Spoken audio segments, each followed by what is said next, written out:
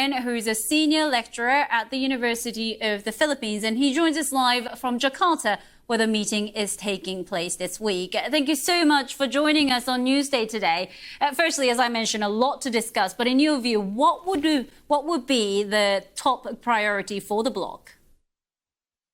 Well, I mean, as far as the theme of the ASEAN is concerned this year, it's ASEAN epicenter of growth. So digital transformation, sustaining the economic momentum in ASEAN, which, by the way, we have a number of countries here which are growing faster than China for the first time in a generation.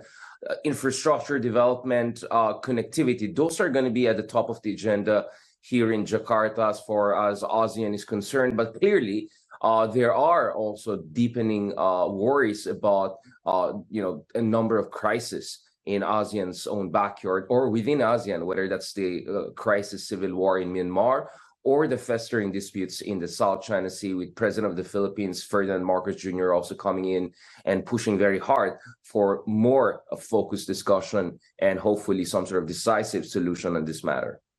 Indeed, quite a lot of geopolitical tensions there. Now, ASEAN has previously been accused of being just a talking shop. And when it comes to things like the Philippines and China clashing in the South China Sea recently, is that something that ASEAN can actually intervene with? Well, I mean, we don't want to be too Churchillian about it. Better, Georgia than war. I mean, I think the ASEAN has come very far in terms of making sure that ASEAN members themselves do not go to conflict with each other over territorial disputes. There have been a lot of maritime disputes between Singapore and Indonesia. Singapore and Malaysia, of course, have a very fraught history. And then you have the Philippines and Malaysia, and not to mention Cambodia and Thailand, also their territorial disputes. And yet, despite all of that, I think even the use of threat of force has become unthinkable. So I think ASEAN has been very successful in creating a security community among themselves.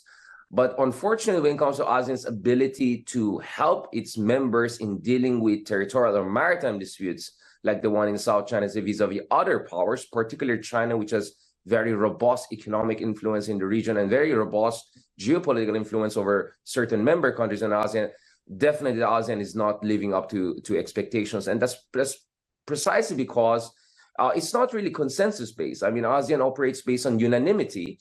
And it's almost impossible by nature to get unanimity on very sensitive issues like the South China Sea. What about the situation in Myanmar that you mentioned? Because critics have argued that ASEAN leaders have not done enough to address, accusations of human rights abuse and so on. Is there anything else that you would expect ASEAN leaders to do? Well, in fairness to President Joko Widodo of Indonesia, he has been at the forefront of pushing for more decisive response to the situation in Myanmar, including the possibility of more full-scale expulsion of Myanmar, or at least the junta of Myanmar, and more constructive engagement with the exiled opposition, which is still holding Myanmar's seat at the United Nations. So countries like Malaysia, countries like Indonesia are pushing for more decisive response. But so far, we have member countries, for instance, like Thailand, which are for a more constructive engagement with Myanmar. So there's still a deadlock there. So it remains to be seen how Indonesia is going to resolve that. But clearly, I think there's a recognition that, ASEAN is going to fade into irrelevance, and ASEAN centrality in the region is going to be highly questioned if it cannot deal with really a massive Syria-like crisis within its own member country, which is Myanmar. I just want to briefly ask you about US President Joe Biden is not going to be there. Chinese Premier Li Qiang will be there. What's your take on how ASEAN nations have to, balance this tricky relationship between the US and China? Well, I mean, usually there's a lot of, hand-wringing whenever an American president doesn't make it to town. But it's not like Chinese President Xi Jinping is also going to be in town for the ASEAN meetings. So nevertheless, of course, America is a geographically distant power. There's also a sense in the region that America is in a catch-up mode because of China's growing economic influence, its geographic and cultural proximity. But I think that really the challenge for the United States is to put something constructive on the table, literally constructive. There's no counterpart to the Belt and Road Initiative, but more importantly, the United States also doesn't have any counterpart to the Regional Comprehensive Economic Partnership, which includes China.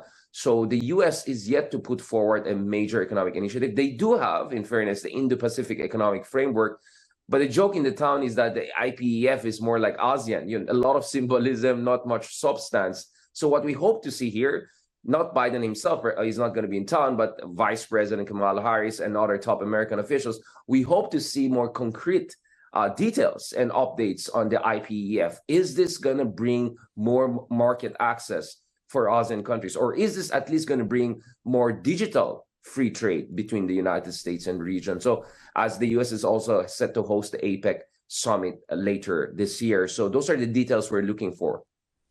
Richard Haydarian, thank you so much for joining us on Newsday this morning.